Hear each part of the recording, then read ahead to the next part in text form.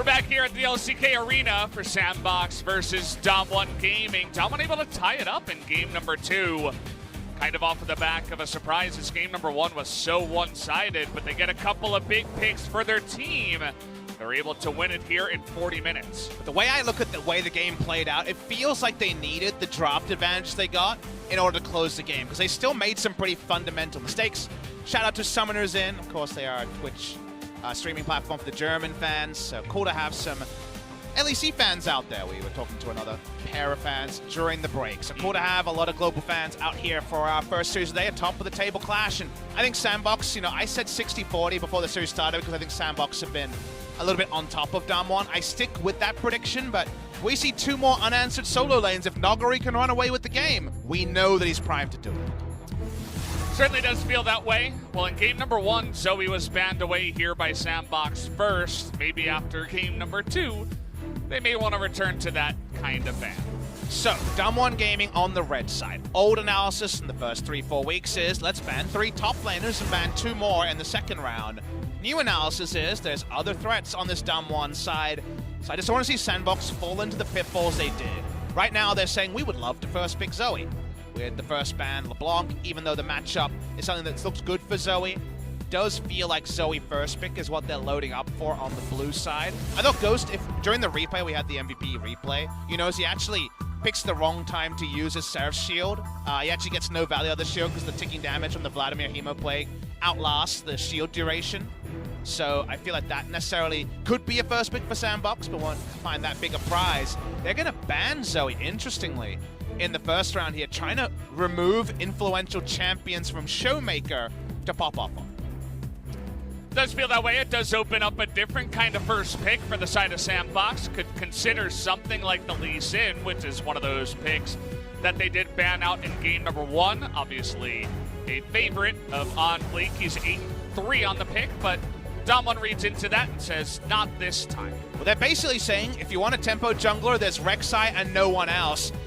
I see you super surprised. I think you almost... I mean, I'm not surprised. I'm just not happy. If you asked me for a prediction, it would have been Sylas from Nuguri, because he has been undefeated on Sylas, you'll remember.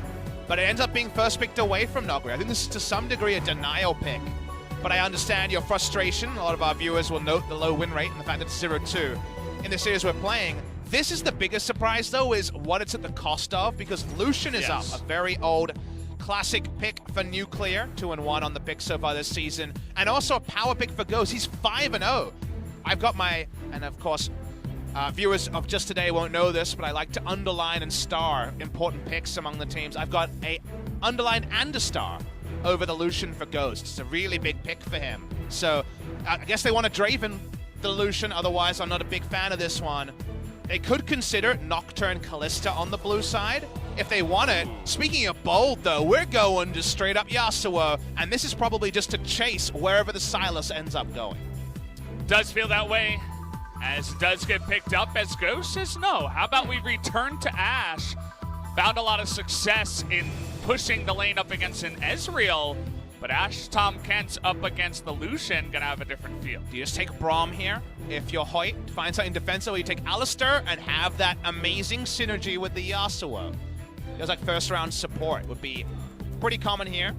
So I think Braum or Alistar are your choices. Hoit is a great Alistar, but the Braum makes a lot of sense, right? With the Ashe Arrow is the only true engage. You see Sylas and you're like, okay, he can't engage. Tom Kent doesn't engage normally, so it makes sense to go Braum and try to cut down the truest engage source on the side of SANDBOX, but I'm sure the Yasuo player will be a little bit frustrated by this. And Yasuo chasing into Sylas, very possible matchup here. Yasuo feels like as a kit, he can really punish the Sylas and can go for an Executioner's Calling pretty cleanly, but no guarantees. We know ShowMaker and Nuguri can both play this pick.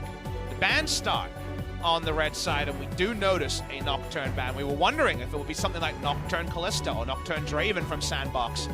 They give up their Nocturne rights by not picking it in the first round, and we'll just see if Rek'Sai ends up being the choice. Remember, it's only a single target knock-up these days, but it is a knock-up synergy with the Yasuo. Yeah, that's what I was going to say. I mean, very curious about this jungle pick here for DWG Gaming specifically. Already 2 banned, and then 2 more. Gragas, the obvious one alongside of that Yasuo that you could have picked up. But definitely some other picks like Zach, a Sejuani, some of these more tankier junglers that also have knockups in their kit. I think if Punch goes on to Zach, though, and you're on Fleek, you just say, maybe it's Camille time, it's aggressive pick time, it's something different, is the approach. They're going to say, go Rek'Sai, we don't care. And that's the only way to look at this because the fact that that is what Punch has been defaulting to. But Sejuani is more of a teamfight tank. They're saying this game's going to come a bit later and the teamfighting tanks will be online and we can wait out a Rek'Sai. Is basically what SANDBOX saying. Maybe OnFleek will be on Zach duty this game. But we'll see if anyone has a rush of blood and goes for a blind Zach. The Rek'Sai is the obvious choice. Ooh. The Jarvan is one we overlook, a pick that's been kind of overlooked by a lot of teams in Korea, but of course has great synergy with the Yasuo. Definitely one that feels a little bit higher in the mechanics column. You gotta land that EQ in order to get that knock-up. The EQ flash can sometimes be tricky. The Rise definitely sticks out as a pick that was left open for a long time, banned out in the first stage of both Game 1 and Game 2, and this time it just gets handed over to Dub. And it is an impression of Urgot Lysandra. There was a core duo for SANDBOX's Rise and Sylas, who can both be very flexible with lane assignments. So they don't show a lot on the blue side. It was pretty clear SANDBOX wanted to get a brawler, and if they go Jax, this is a legendary OnFleek champion from his solo queue climbing days, much like when we think of Talia for someone like Yukal. Jax has been overlooked by a lot of junglers. It'd be awesome to see, and we will see jungle Sylas considered, but most likely the jungle Jax from OnFleek, so a power pick for him, and we'll just see if he goes all in on the early game, takes the Hail of Blades, and starts to make the members of DAMWON accountable in the early skirmishes. Impressive win rate so far, 7-3 for that Jax, but what will be the finishing pick here? For the side of DAMWON, they need probably a solo laner. The Jarvan could go top, but with this Victor, does mean it will be hitting the jungle, as Victor should be heading into one of the solo lanes. Could do a lot of little cheeky flexes though, right? Could be a Sylas jungle, it could be Victor in the bot lane. It's not gonna be Victor in the jungle, but I agree. You needed some magic damage from somewhere, so understandable that we end up with this Victor top lane. Imagine Summit's going to want to brawl, but he can't go for magic resistant be fine. He's against a Yasuo, and the lane assignments will evolve based on the early game. Jarvan, we'll see if it's Cinderhulk or Warrior. Cinderhulk Jarvan, a big pick over in the LPL right now, and should increasingly rise up in priority in Korea. Kind of forced in this game with all the jungle bans. We get the draft here, and you got to say, the gift wrapping of the Lucian in trade for a first pick Sylas is what people are ready to shout about in the post-game thread. So let's see if we can understand the Sylas priority, especially given it starts this game 0-2 on the day. Yeah, you generally think, hey, maybe pick Sylas for some good ults, but we see it picked earlier rather than later a lot more often. So you just have to take the ults that are given to you essentially by the enemy team. And it looks like Summit going to be heading back onto that Sylas for a second time. So we'll see if he can grab a win with this one this time around. Very balanced draft from the side of SANDBOX around that though. Early power, the Tom Kench Ashe in order to spot out there. So there's still a draft that can win, but I understand your frustration and cynicism about the Sylas. Go on the other side, and DAMWON got a lot of big tier list picks. ShowMaker ends up being the Yasuo player. If he puts on a show here, that could definitely be DAMWON Gaming upsetting SANDBOX and continue what would then be a 7-match win streak in the LCK. That it would, as it's not the Katarina, but it's another one to show off his skill. We'll see if he can do it here in game number 3 of SANDBOX versus DAMWON.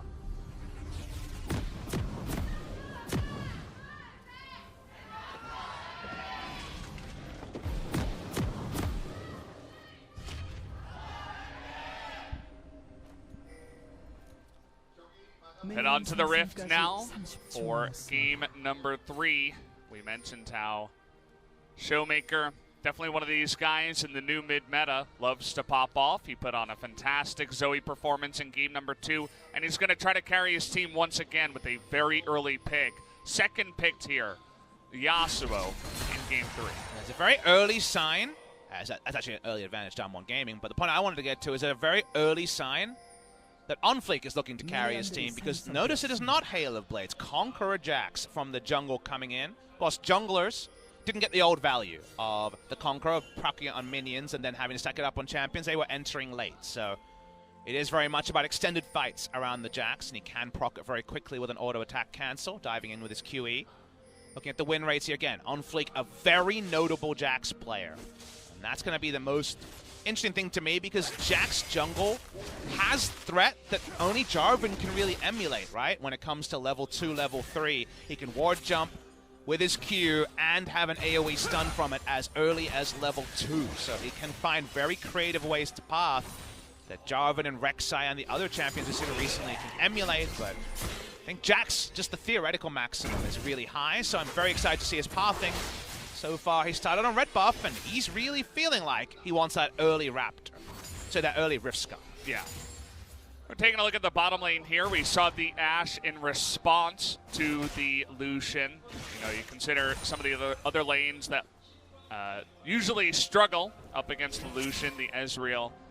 Very commonly struggling in solo queue, but Ashe picked early, especially at level 1, after the dash was taken by Nuclear, just able to out-push him and outrange him and out-trade, especially at level 1. So looking good so far for the Ashe. Look at the rune choices here in the Sylas versus Victor matchup. Nothing too surprising, extra healing at the end of the Resolve tree there and Transcendence. Meanwhile, Shield Bash onto Nuguri for Q trades. We'll see if it ends up being Q max to kind of complement that. A lot of Summit's winning trades are pretty predictable, so you would imagine you would get a Q auto trade in there. ShowMaker actually showed he had a Rift Scuttle spotting ward, but that wasn't too surprising, right? It's a early level 1 ward when he queued randomly towards the brush that Jax was in. Leaves some pressure though. Punch wants to take down some Raptors. Probably not the best at taking down Raptors without the talisman, so we'll take some damage from the Raptors. Still good to steal away the majority of them. Leaves a little guy, as you can see, is not going to rubber band that one just yet. Comes down and says, hey, I can steal the Krugs too. As the Jax is still in the top side of the map. Bit of a trade of positions of power. Hopefully not revealed just yet, but definitely confirms. And that's a visual bug. By the way, he's still in the brush. And, well, maybe it wasn't a visual bug. Maybe he disappeared. Drops through the map. Yeah. I mean, stranger things have happened on Summoner's Rift. What's your favorite bug during your time of watching and playing League of Legends? I was a huge fan of Cho'Gath knocking people out of the Rift with his Q. You remember when the knock-up would sometimes just extra stun them as they just popped through to the air? I like the skating Shelly. It's definitely a big one for me. I like how she kind of just slides into the turret. Looks really dumb.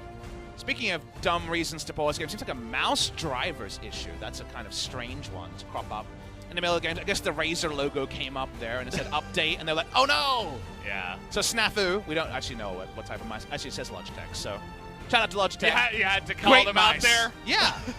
We call out the good things, got to call out the bad things. We're balanced over here True. on the LCK. Speaking of good things, we haven't had many of these issues so far in spring 2019. Podcast has been delayed many times. I know. The Papa Valdez podcast is back.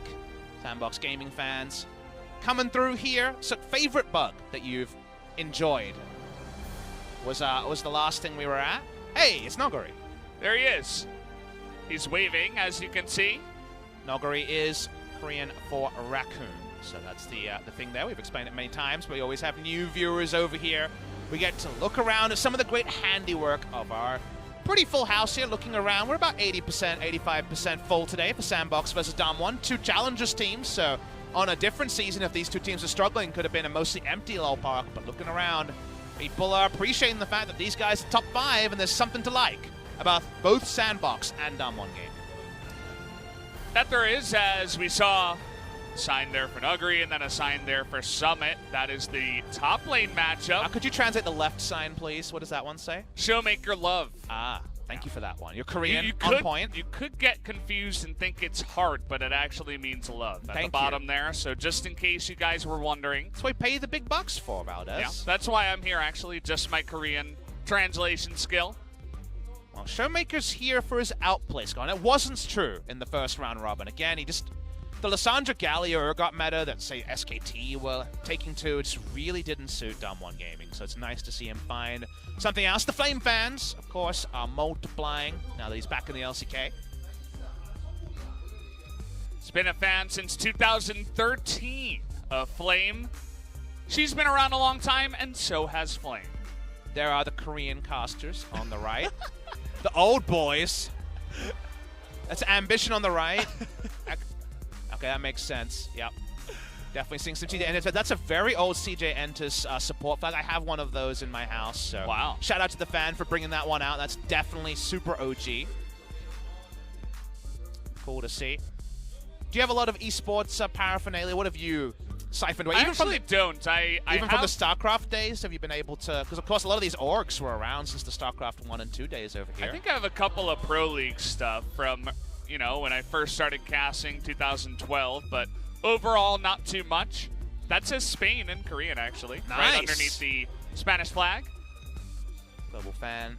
In the audience there, SANDBOX fans. It's cool to see global fans, not just going with the legacy players. Can you translate the Spanish there on the bottom left there, Papa Smith? No, if it was that's your job. If it was French, I would have had a chance, but... I mean, they're close enough, right? Yeah, they're basically the same, right? DAMWON Gaming fans here. A lot of fan signs around, people feeling good as we're getting the pause. We'll get an update to you guys as soon as we understand it. I don't think it was visual bug related. Again, we think it's a mouse driver issue. Yeah. Looking for that 7th win in a row. CJ is actually an important thing to discuss today because our second series of the day is Jin Air Green Wings. Jin Air on a 17-game losing streak is actually equal the longest of all time. That was CJ Entus in summer of 2016. If you're just a newer viewer of the LCK, you joined in 2017 or 2018. By the way, Monty Dole with the best. But more importantly, what you should know about is that CJ's roster, if you look at it now with your hindsight goggles on, it's unbelievable that that team was 0-17, because that team, if you remember, was Untara top lane, and then you say, but Papa Smithy, I don't know about Untara. Okay, let me keep going. Jungle was Haru, of course, is a world champion on Samsung Galaxy in 2017. Mid laner BDD, 80 carry Kramer, who's popping off of LGD. Shout out to Kramer. He's actually having a great season over in the LPL, and of course was a finalist in LCK Spring last year. And the support was Mad Life, you know, one of the greatest support of all time. So it's insane that that lineup was 0-17, but maybe we'll be saying the same thing about Jin Air's players in 2021 if they find success on future teams. But right now, Jin Air looking to create a new record. They've already emulated that CJ 2016 summer team. Just to say how far Jin Air can go, because if we believe in one thing about Jin Air, it's setting the wrong type of records this season. Yeah, it's, you know, always unfortunate to talk about, but we will have to talk about that in our second series of the night. But before we do get there, we have a gank that could happen if Nuguri does get a little bit too far forward in this lane. OnFleek waiting for it. Here he comes. Summit is going to land that knockup. When do you flash this Nuguri? Let's watch. Okay, stun comes in.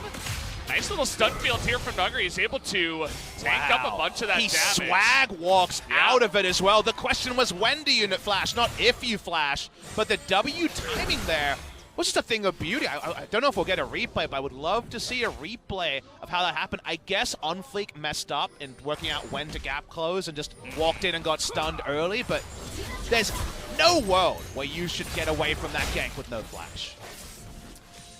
Especially as the victor, I suppose Silas and the Jax not able to do enough damage, and it was really well played by the side of Nuguri. What a swag walk, though. I mean, remember, we're on the swag walk patch where we got obese Gragas, like, stifling around Twisted Fate with a very weird posture. He already had the old man Kane for a long time, and he just swag walked out. Really nicely done by Nuguri, and that means he can play Nuguri style and push up and not worry about the next gank. He's got flash left over for that one. I blame Silas. I mean, as, you know, it was his lane that it failed in.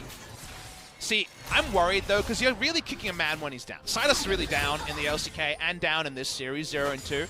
I have a suspicion that when you play solo queue, I'm going to check your solo queue VODs from your stream and confirm this. I bet you, when you make a fail, you tab over and you're like, oh, this guy's 0-3. He's the guy we should rage at. That's what I'm seeing from this Silas piling on.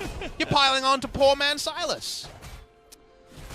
Well, he's a poor man indeed, as he can't seem to find many wins in lane or out, especially in this series. I'm watching you, Valdez. As, well, poor punch as well. He's going to be spotted here. Hawk shot comes through, and the Ashe continues to seem like a pretty good solution to that Lucian that SANDBOX essentially gave over to the side of DWG Gaming. It's one of those things where you say Lucian, Braum, blind pick, that's really scary. And it surely is. And you don't think of Ashe Tom Kench as an answer, but the outrange of the extra 100 range on the Ashe and her flexibility to trim waves and poke with W or push in if it gets in a bad spot. Uh-oh. Speaking of bad spots, Nuguri, of course. Summit gets access to his ultimate first, and Doinby style just wants to push him out of lane. But the outrange and just how volley works means that a lot of the lane states that Lucian and Braum can punish can actually be answered by good Ashe Tom Kench lanes. So while it's not a lane that can win lane hard, it's a lane that doesn't lose really well. So because of that, Ghost's actually able to go CS for CS, and come the mid game, if Ashe and Tom Kench are mid lane, we just know the amount of utility that duo provides is immense. Tons of utility and setup from the bottom lane could definitely unlock some of their more carry-oriented picks in the top lane. As Nuguri just trying to push this one away with his own Chaos Storm. Will be able to get a very nice back because he pushed it so fast without that teleport. Very much needed that level 6. Level 6 buy here is just going to be a lost chapter, so no indexing into the good old X-Core here. Seems to be about much more frequent trading. I want to get confirmation of whether it's Q or Emax. I would assume Q, given the item build, but not 100% clear on that. Jericho and OnFleek comboing. No Abyssal Voyage left just yet. Seems that the Conqueror Jax will go for what we always see in competitive, but never see solo Q, the Cinder Hulk, and not in fact going for the Devourer Jax for iDiest. It's definitely something you want, not to die instantly in solo queue and out. So maybe take a page out of this book as Ashe, against a lane that doesn't have a Braum, is doing work here up against the Lucian, as very heavy contesting from both teams around an Ocean Drake very early on, as they are predicting this laning phase could go on for quite a while. Ocean Drake really high value on both sides, slightly harder because of the Yasuo Ryze matchup on the side of SANDBOX. The Flag and Drag here, Punch notes he's a level ahead right now. I imagine Jax must be very close on experience to level 6 himself. Doesn't have the same spike, but does of course have a very combat relevant ult. He carries level 6, supports level 5. A lot of posturing, Valdez, but no action just yet. Sometimes the little trades can make all the difference, though, as with the Jarvan able to get a nice little trade on OnFleek, they clear out all that vision. And now both the junglers are hanging around the mid lane, waiting for the action to happen here. Both of them have picked up a red buff, and more importantly, OnFleek has picked up level 6 for the Jax, so he's also ready to go. OnFleek knows that because of the ult that Jarvan has, he needs to counter gank mid lane. He saw the Jarvan walk in, so of course was waiting for the counter gank that never came. Speaking of things starting though, DAMWON onto the Drake here. No TP on either top lane. This will be 4v4 if we get a fight. Yeah, it should be 4v4. OnFleek just gonna run in, trying to burst down Punch, but not quite able to. But still, the smite will come in. And look at OnFleek go. He's going 1v3 for so long. Gets devoured in the end of it all as Punch goes down. Where you going, DAMWON? Everybody's caught in the pit, and in goes Jax with the counter-strike. Picks up a second kill. Nice blasting plan, but it may not matter as double ultimate now to get in range, as they're just looking for one more kill on the back of this. Should easily be able to pick up Hoit. 3-0 now is OnFleek. And man, how many pro players have had to problem solve a way out of that, where you have to get over onto the enemy side of the jungle and engineer a way as Lucian Braum to escape. There's no two-man escape here, even with the W from the Braum to follow Lucian. Can't get over the wall, but it felt like a firing squad, 4v3 at the end, and it proves to be that. 3 kills go the way of SANDBOX. We return to the top lane. These guys, unfortunately, not able to join the fight. Maybe it would have looked a bit better for the side of DAMWON if they did have the victor, but not the way it was meant to be. So many kills now, just accelerate that Jax to new heights in this game. Nuguri gets early wave control there because Summit couldn't hijack the ultimate a second time, but now he finally gets it. The cooldown, of course, longer on individuals and their own cooldowns. And he has an Ocean Drake. Let's watch the replay here. So Ghost ults, and this is really smart from SANDBOX. You might say, oh, it's just a Fiesta, but consider why the Smite War is won by SANDBOX. It's because they all in onto the Jarvan, who has to smite not to die. He smites early when it's at 1500 health, because otherwise he's going to die. As everything is used to get his health bar down, that means the smite is free. It's always going to be a sandbox win. And then with this map state, there's just no way to honestly escape, even though it's a pretty good attempt by DWG Gaming's duo. This is nice and then very good, as the coach agrees. Hands up in the air. Huge early lead here for SANDBOX now. That fight was crazy, man. It was a 3-man stun with the counter-strike. Instant exhaust onto the Yasuo that got the knock-up on the Ashe, but it just didn't matter. And as you mentioned before, the smites also very important in that one. After the way the early part of that fight went, was an easy win to the side of SANDBOX. It's another one of those SANDBOX shock calls, again with Joker, the person who they attribute all those shock calls to. There's a lot of trust. You can definitely tell this is a well-oiled machine on the side of SANDBOX. They've been rolling with this roster all of spring season. And in a scenario like that, the call is damage down punch and things will fall in. And speaking of things falling in, Joker could be in a bit of trouble here as the knockup comes for ShowMaker, as he will help out in the kill that time around. Just not going to go the way of SANDBOX DAMWON. Nice capitalization, but all the while, Punch not in position to deny a Rift Herald that goes the way of OnFleek. And they've already lost to Drake on this side. They may outnumber, but SANDBOX don't care that you killed a no summoner spell Tahm Kench while they got Rift Herald on the other side of the map. They care more about a turret dive or further hurt. Punch is at least posturing, put in some threat, but this still ends up being an overall advantage trade for SANDBOX. They take the Rift Herald at the same time, and there's no responding Drake because they just took that as well. Got Infernal in a minute and a half as well. Could definitely see a world where you lay down the Rift Herald right before the plates go down. You create pressure on the map, force DWG to respond, and then immediately turn onto that Drake. It feels like a cost to curse, right? Because we're crediting SANDBOX for this superior shot calling and map play. They take 3 members' time to slowly kill a no-escape Tahm Kench while OnFleek gets Rift Herald. And then they even get better back timing and get some turret plates on the bot side. So they actually end up gold positive if that Rift Herald is used in the next minute or so from the trade. And even if not, they probably get map state positive regardless. So still a great moment. And speaking of map state positive, well, they're not hiding anything here as it's 4-on-2 in the bottom side. Nuclear just gonna disappear, and so will Hoit. The double kill goes the way of the Rise, and SANDBOX continue their lead. The last rites could have been signaled early there for Nuclear and Hoit. Their death was inevitable. The Rift Herald, let's see if it's even used for a charge here. It probably won't be right. They just take it down, and maybe they'll use it for map position and get a 3-0 turret lead like they were able to in an earlier series today. Ghost is going to get the solo gold on the end here. Happy times, 610 gold. Still plenty because the turret plates are still up at 13 minutes 50. That means that Ashe is 1,500 gold ahead of Lucian. Ashe and Tahm Kench looking pretty damn big here, Valdez. Yeah, I mean, feels good, right? He's 0-0-5 right now as well. As OnFleek never found a time to use that Rift Herald, and now we do have this Infernal Drake and DWG. They're gonna either live here or die here. It's one last shot for them.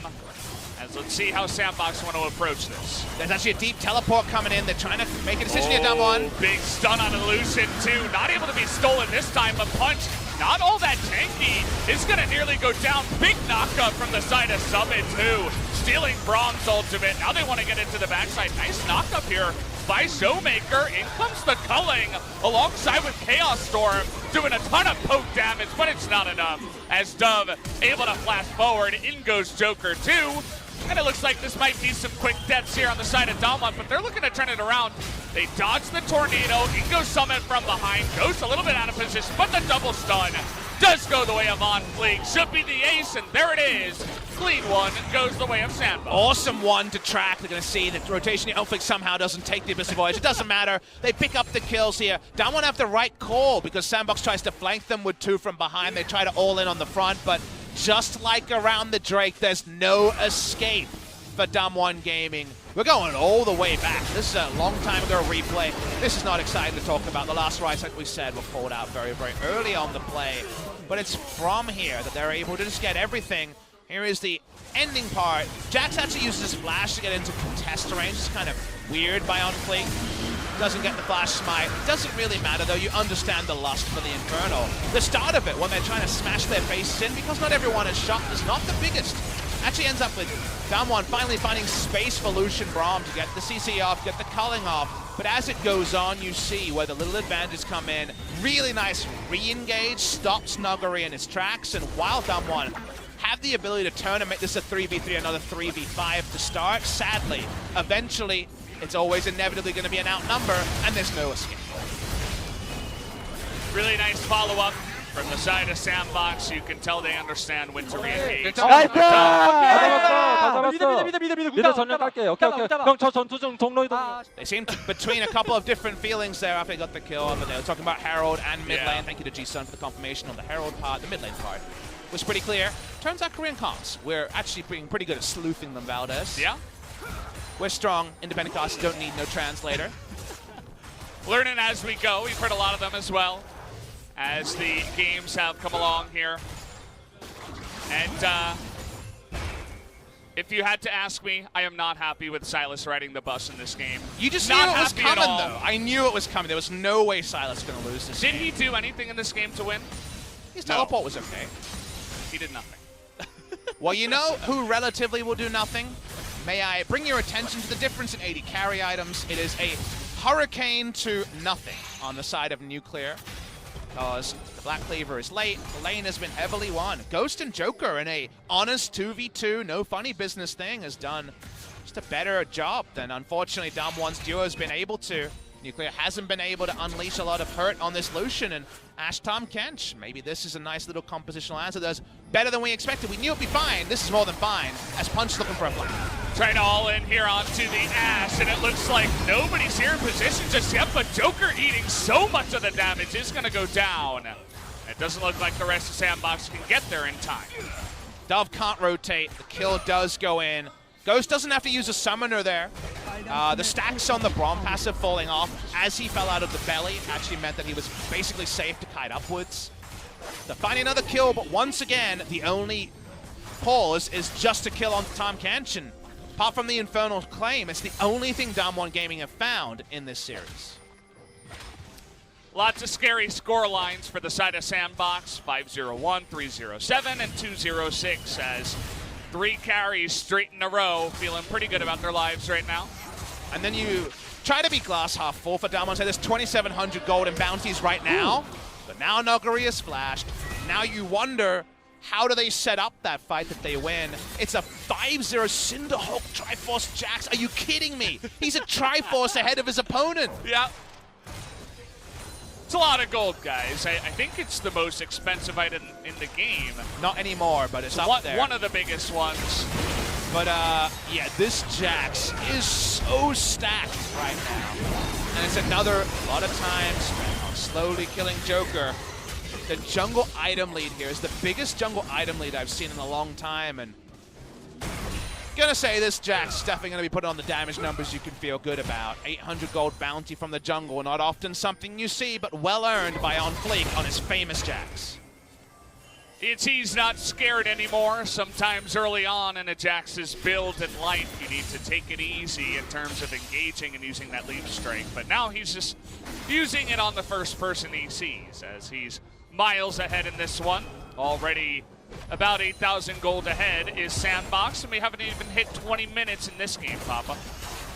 You just feel like Jax does Jarvan's job better than Jarvan, and he's got damage as well. He can be a frontliner for longer, and he kills you, and that's very scary.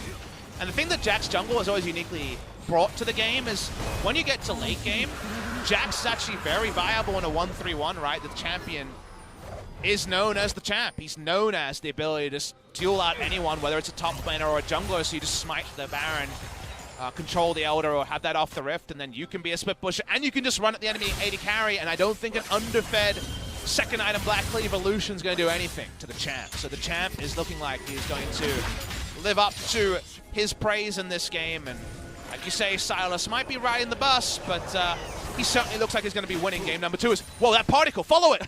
Observers, please! Come on! Oh, it looked like Hurricane also, Bolt, here it is. That was the Hurricane Where is Bolt. it? Oh, no, it's too late. Wait, did we miss it? That Hurricane Bolt went pretty fast. That's its job, to connect with the target. I don't think we've ever followed a Hurricane Bolt before. Auto attacks, yeah, yes. That was probably the first time in League history. And we missed it. So much for those KR observers, huh? Yep. Apparently. Now, SANDBOX are on a ward, and we wondered how the outnumbering will happen. Tom Kench and Ash have a lot of utility, so that one, I see you throwing up your arms. You know, champions that are good from ahead, Ash and Tom Kench. Champions that, you know, they win when they're ahead, and Silas? Hey, I gotta say, you've got to stop dogging Silas. He's a nice guy. No, well, he was a prisoner, right? He's freed from his chains. He's still got them to his hand. He's got a great sense of humor. I think we should invite Silas to the Cool Kids Club, and you just keep excluding him. I can't plan these social gatherings. It's gonna be a long time. I keep planning them, and you keep telling me, but no Silas, and I'm like, I can't uninvite him. It's definitely one of those things where we're both in the group chat. Yeah. I'm just like, well, no, I'm not You're going to go sending me these going. You're sending me the DMs being like, does Silas have to be there? And yes, like Silas is cool. Do we have to bring Silas every time? Yes. You need to update your rankings. Silas is here to stay. I know you liked it when Silas wasn't there. It would just be your homeboys. Silas is there now, and that's the new world you live in. Well, he's also another one of these guys where it's like, Victor against Jace, maybe you can get some good action going. Victor against Aurelia, Camille, you know, some of these other carries in the top lane. Silas just builds tanky, half tanky, and sits there and clears waves and says, okay, not much action going to be happening in the top lane. Right now, it seems like all the action is when SANDBOX damn pleases. They have control ward lead around the Baron. Faking two-man Baron pretty easily, and they're pretty flexible with who those two men are. As long as Jax is there, he can do a lot of the heavy lifting himself. Already a lot of CDR on the way to counter-striking away.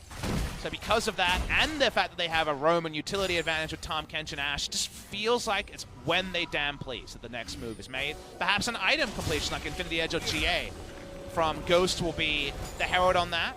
It's going to be the GA, another one of those mid-game closer items. It's been Ghost's way to go on this pick so far today. Silas has some pretty decent shoving ability into the Victor, and certainly won't be solo killed. It's not enough gold in Nuguri's build just yet. He actually halted his lost out to completion to get the Hex Core for a bit of utility. And now it's all about throwing flags. We had Sad Gragas bowling for a jungler behind on the red side. Now it's going to have to be Flag Day Jarvan, just throwing down the flag. That's all he's got. He's like the sad school manager that his only job is to raise the flag and then just like... In America, isn't there a flag squad and a cheerleader squad? A flag squad? Yeah, there's like... I'm pretty sure that's a thing. I had to learn about it. It's a very American thing.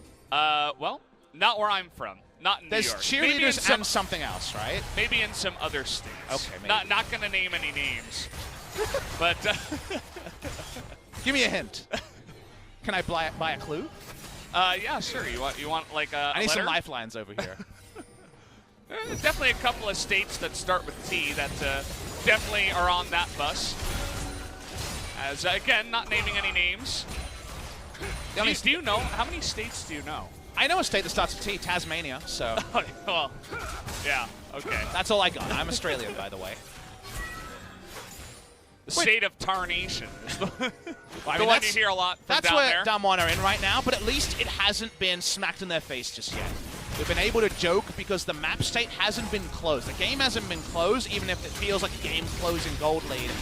Doesn't matter how much you have in theory until you whack him in the face. We remember the wallet. Speaking of whacking him in the face, this is pretty bold. OnFleek just doesn't care anymore, and he might be paying for it as he goes 1v5. Joker trying to save him, gives his life away, and now they might even give the Baron away. Well, the theoretical advantage being thrown. Okay, now we're going 3v5, and we're forcing it here as SANDBOX, and it nearly works out as they almost kill Nuguri. He has to flash away, but it looks like all the flashes on the side of SANDBOX also traded in that effect, but with just that one trade, they may have discouraged the Baron, but it's not going to matter because TP comes in here from Nuguri.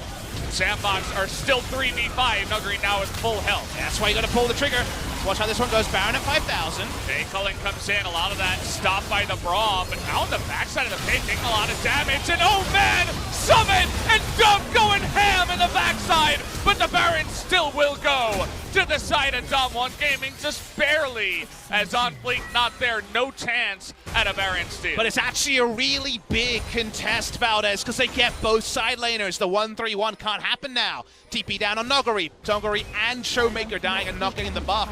Means that DAMWON can only play one lane, which does remove a lot of the power of the Baron, or have some really weird lane assignments. We already said we'd like Jackson a side lane, Dove and Summit are strong as well. Can they find an exit kill here? Doesn't look like it. OnFleek says he still doesn't care. That time he had a Tom Kent, and it wasn't 1v5. Ghost gonna solo the Drake. Rise pushing the top side for quite a while. SANDBOX not too unhappy. Let's see how far DAMWON can make this Baron stretch in terms of coming back in this game. It's an analysis point that might be lost on some people. How can SANDBOX feel happy? They lost the Baron. But consider this started with a huge unforced error. That's right there in the tennis column for unforced errors. Jax overrates how strong he is, but more importantly, isn't on the same page as the rest of his team. And that hasn't been a problem for SANDBOX. Joku tries to address the spill, but it's a toxic oil spill. It can't actually address it, can't pick anything up. So then it's 3v5. You will lose the Baron. There is no smite here to contest it. But to take down the solo laners is kind of god tier for SANDBOX. There's so many different other ways the Baron contest goes down. Well, they take a 1-for-0 trade and lose the Baron. Or it's 2-for-1 and ShowMaker or Nuguri live. In this case, both of them dying means that DAMWON are only playing one lane with their Baron. That's not what makes Baron shine. That means that SANDBOX should be able to survive, and it shouldn't be a game-closing Baron buff power play. Yep, all they can do is sit here in the mid lane when they're still down on gold and try to make the most of the Baron buff that they do not have on their best men. And now they're just going to sit here as 5. You can see Dove just goes up to the top side. And Summit takes another delaying ultimate, just throws it out there. They want to buy as much time, see how many objectives they actually lose during this Baron. Remember, they're actually threatening the map as this plays. They're trading turrets against Baron. Hey, trying to force a fight here, though, is the side of DAMWON. Joker is going to bite the dust on Fleek with a nice stun here, but they get the knock-up on the Silas. And oh man, DAMWON, the push is coming in as they get 2 huge picks. But now ShowMaker takes a bunch of damage. Flash in from OnFleek. He wants to go in and lead his team to the charge. And can he do it? He gets the first couple of kills, and Ghost is man voting as well. They're gonna get another stun onto Nuguri. A double kill to the Rise, and SANDBOX are here to play. It's only Hoit left as he's on the run and should be going down in this fight. Oh man, what a play. That is the Jax of your nightmares. OnFleek can't do it the first time, but he baited them into a place of safety. 3v5, they all in and kill all 5. And SANDBOX Gaming, they get over the line, but man, it's been touch and go in the last few minutes.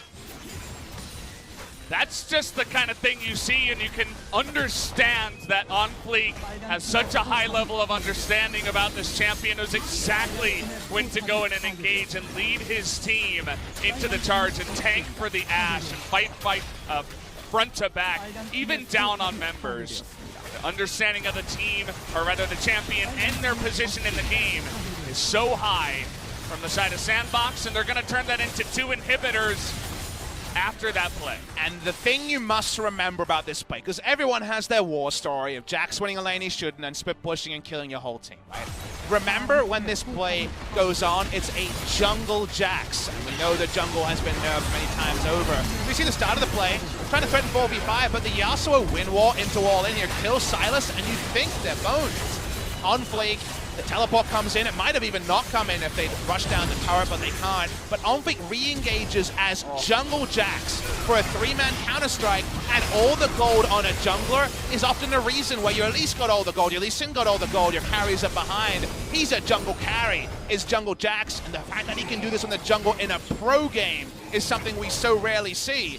And that's why it's a treat to watch him roll in there, and Rise and Jax, tanky boys that do a lot of damage, roll through the members of DAMWON Gaming. Everybody loves to talk about the big junglers up towards the top. They always mention, you know, Klid and Tarzan, obviously, but OnFleek sometimes loves to slide under the radar in some of the fans' minds, but hopefully after this game he can shoot right back up there towards the top. Definitely a very highly mechanically skilled and has a huge understanding of the game, as you guys can see. Summit gonna throw out that Chaos Storm and nearly die, not for the Tom Kent, who's there in position. Actually pretty clean by Nuclear. They got a big chunk onto Summit, but not going to be the biggest thing. Double Ocean going to be helpful. You can see the health bars starting to roll up. It was Azrize in the mid lanes, trying to make them punished, but trying to play 2 lanes. Summit can do a lot of thrift shopping now. He's level 16. Back to the Braum ultimate. OnFleek, and we talked about that lane assignment with a jungler like Jax. You can play 3 lanes with your Smite user, so OnFleek pushes top. In the mid lane, they just want to catch Braum. Yeah, Rise now, you know, we're talking about some of the other members, but take a look at his damage. Arrow perfectly on point there. Not much of an escape this time around for Hoit, as in goes Summit, has the Jarvan Cataclysm. Says hello to the face of DAMWON Gaming. In goes OnFleek into the back. He's got a Guardian Angel now.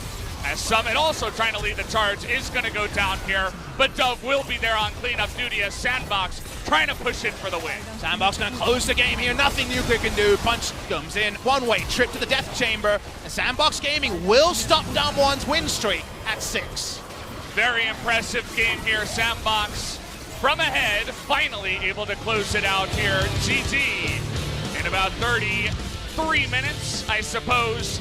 Big tears all around to the side of SANDBOX, who will once again take a 2-1 victory over DAMWON. Champ giveth, the champ taketh away. The one-way trip to the Death Chamber was how DAMWON got the Baron, but contesting and getting a 2-for-1, but importantly, forcing DAMWON to only play 1 lane is why they weren't just paper cut to death from multiple directions. Against Baron, if Yasuo and Victor have it, you can't have that lane assignment. And yes, it took a huge re-engage on the champ actually hard carrying for it to matter anyway, but if your side laners have Baron, that play never happens, this analysis never happens, and they find a way to break the base. Instead, SANDBOX get the re-engage, OnFleek accepts it, and they get to bow to the crowd, Lolpark, and their appreciation for SANDBOX to cement their spot 2 series ahead of DAMWON, and closer to outright second in the LCK. Really trying to make a case to bring back some of the fans and the non-believers after their slow tapering off here in the middle of spring 2019, but they fight back here in a super impressive game. OnFleek reminds you, hey, I don't just play Lee Sin, I don't just play Rek'Sai, Camille, Olaf, I can also play Jax as he widens his pool. Once again, it'll be interesting to see who picks up that MVP. I think OnFleek will win it. Kind of an obvious one there. Ghost, some really nice mechanics as well after OnFleek was opening up some of those traits, so shout out to him too. I think OnFleek will probably have the most gold on a jungler all season in this game. He was so fed and farmed, and also just everything going his way by the end, so my imagination is that he should be saluted for that play, but everyone played their part. Ghost, like you say, was so solid on the Ashe. Another pick now that's in his effective champion. Well, it's not just, ooh, don't know about Ghost on that pick. It's, all right, his Ashe is good. He's right up there with Sungyun and some of our better Ashe players. 2-0 now. In the league, exactly. 2-0 only on today. Another new pick in the 9.4 cycle, and on a patch cycle that we think will extend crit carries for a long time. He plays the Ashe. That part is confirmed. Big smiles from Joker. Well-deserved victory for SANDBOX Gaming. So we got some orders of business before our second series. We go the full 3, and I think just the more solid nature of the 5 members of SANDBOX was, to me, the biggest takeaway between the 2 teams. They were swapping Silas priority, and there were some unexpected mistakes from SANDBOX Gaming in game number 3, and some expected, anticipated mistakes from SANDBOX. So at the end of the day, DAMWON, I should say, so at the end of the day, it's not the biggest difference in the 2 teams, but I came in being 60-40 SANDBOX, and I leave being 60-40 SANDBOX. So DAMWON Gaming need to retool if they're going to be able to take down a team like SANDBOX Gaming in a best-of-5. That's going to be almost a guaranteed roadblock if they are to ascend up the standings in playoffs. SANDBOX, after that win, as you mentioned, they do claim second place ahead of SKT. DAMWON now 8-5. I believe they might be. Let me take a look here. Well, Kingzone 7-5 alongside Hanwha. So if Kingzone or Hanwha take a win, you could see DAMWON begin to slide down in some of the rankings, which is not where you want to be when especially these top 6 teams in the LCK Spring right now are really vying for only 5 spots. Every game matters. And it is worth knowing that SANDBOX only moved +1 ahead. of SKT with one more match play. They don't move to 13. They came in at plus 11. Guys, if you're wondering about LCK, tiebreaker rules, obviously it's match score first, so best of 3 wins. After that, it's game score, so it's game wins over game losses, then it's head-to-head. So SANDBOX, as of now, own the head-to-head against SKT by beating them in the first round robin, and their game score has gone down a little bit, so because of that, it isn't extending a huge lead, but DAMWON are not an easy team to 2-0, and of course SKT will face SANDBOX after, or much after, they actually play against Griffin tomorrow, where their game score might be rescued or maybe further hurt. Take a look at some of the highlights here of game number 1.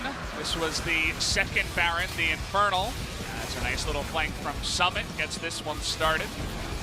Was pretty competitive in this series. This was where SANDBOX were slight leaders towards the mid-game before the big over-engage from the champ, where he overrated his power and just went in too early. This is where they were able to surround and eventually take down most of the members of DAMWON. A spirited escape from Nuclear does get him clear of the clutches of many, many people, I believe, in this fight, but this might have actually been one of the wipes. It was so extended, right? There were so many fights where it felt like there was a surround, and no, Nuclear went down. This would, of course, been after the earlier contest around the Drake.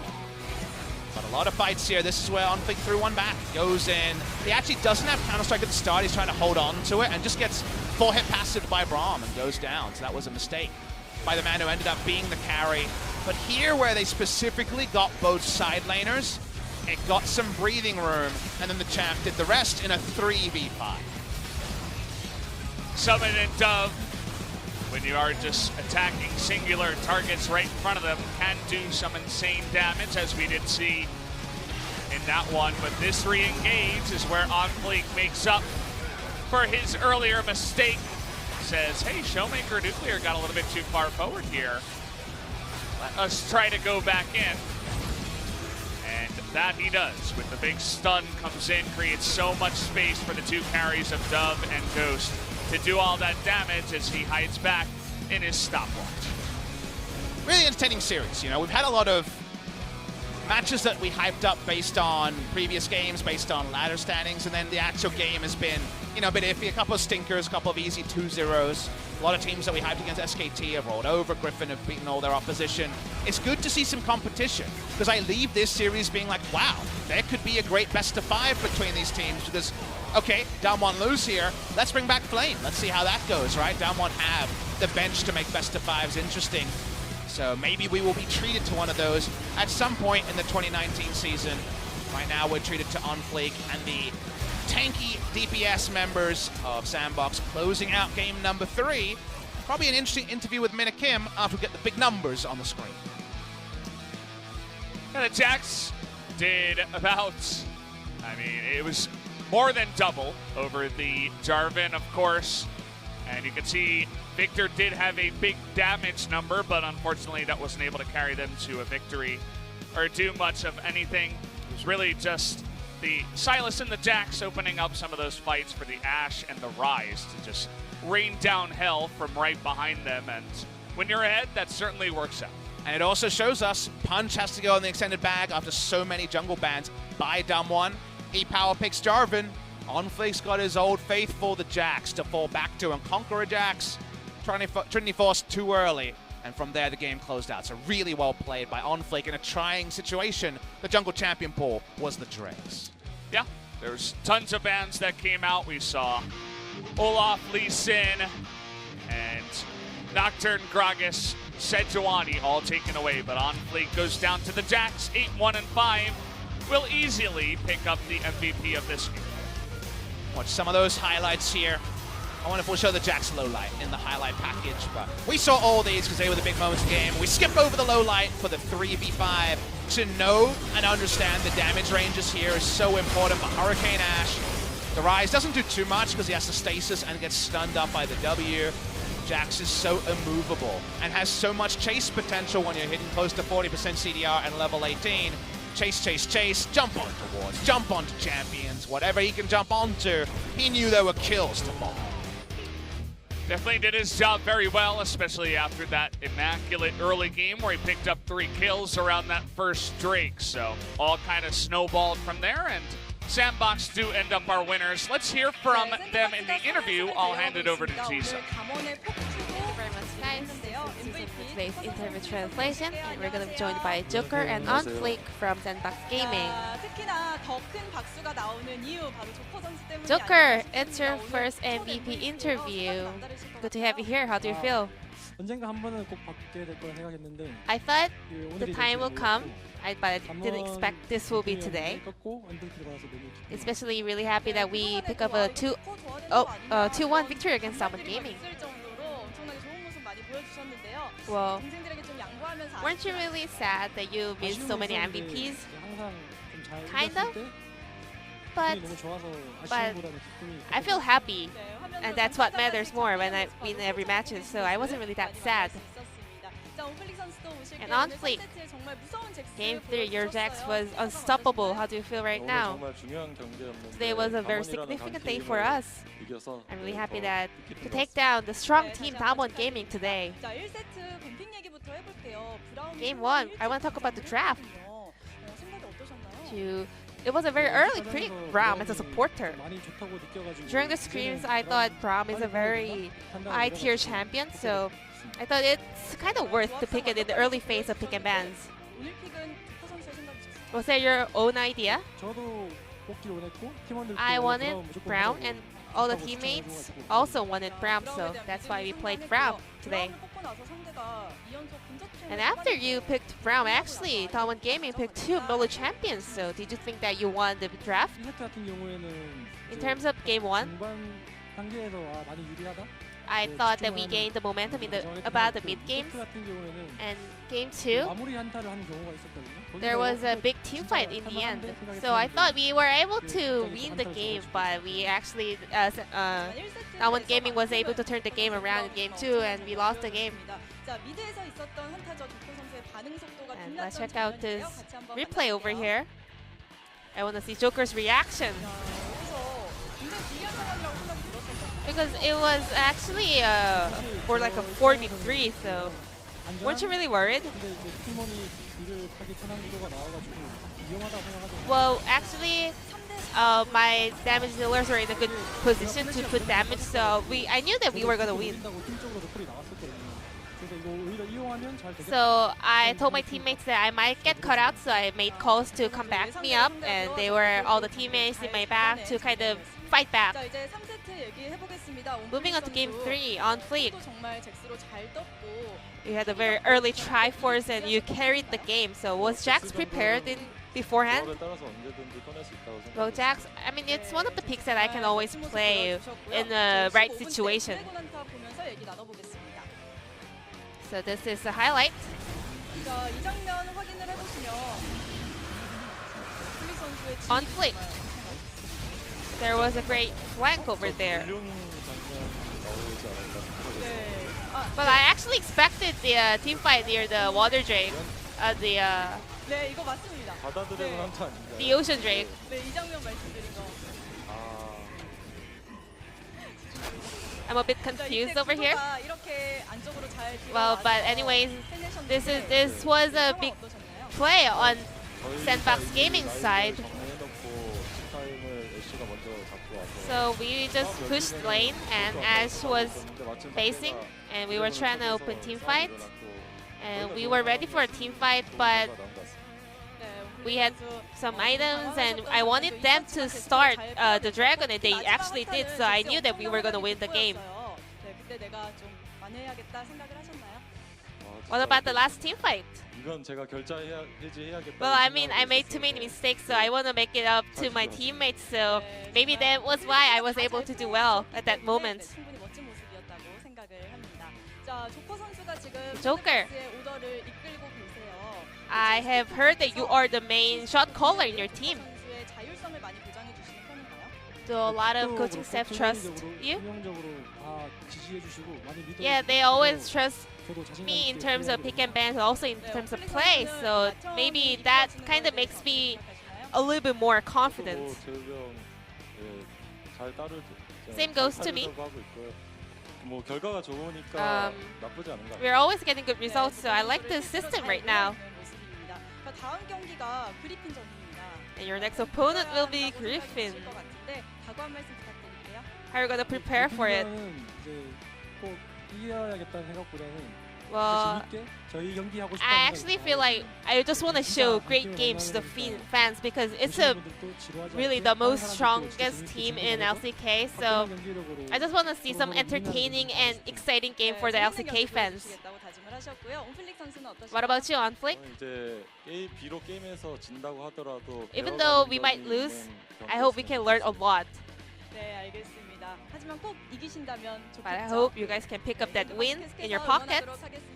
And this will wrap up today's interview with Joker and OnFleek from SANDBOX Gaming, and I'm gonna pass it back to our casters. Thank 다시 you. 한번 승리 축하드리고요. 중계선 연결할게요. Thank you, Ji-sun, for helping out with that translation. As OnFleek, very modest, says, I hope we can learn a lot from Griffin. That matchup will be on Sunday night, will be the second matchup. Should be brought to you by LS and Atlas, that one, so should be pretty exciting. And you guys can see the current standings after this one. SANDBOX do take second place. DAMWON remain in fourth. And I want to draw your attention to matches played. SANDBOX get to 10 match wins, same as Griffin, but they've played 3 more series. So Griffin could definitely end up 13-0 after the next few series, but it's against SKT, who's been able to work out some of their kinks recently. SANDBOX are in a lot of form as well. If you upset Griffin tomorrow and SKT, with how they've been playing recently, they could actually play like that against Griffin. Who's to say they can't find a match victory there somewhere? Then it's the perfect time for SANDBOX to swoop, right? Because they've played themselves into great form, and the schedule is counted against Griffin. But guys, speaking of schedules, about a 30-minute break before we get our second series. Yeah, shouldn't be too long after that one. We'll see how it can go in the next one, which will be Jin Air up against FLICKR. So we'll see you guys in about 30 minutes for that matchup.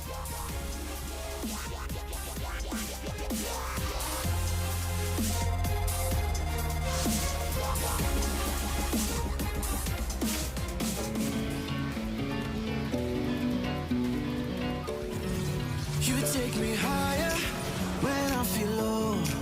Make my world brighter when I'm alone. I keep on rolling, all with your fuel. You're like my gasoline that makes my dream come true. 'Cause this is the beginning.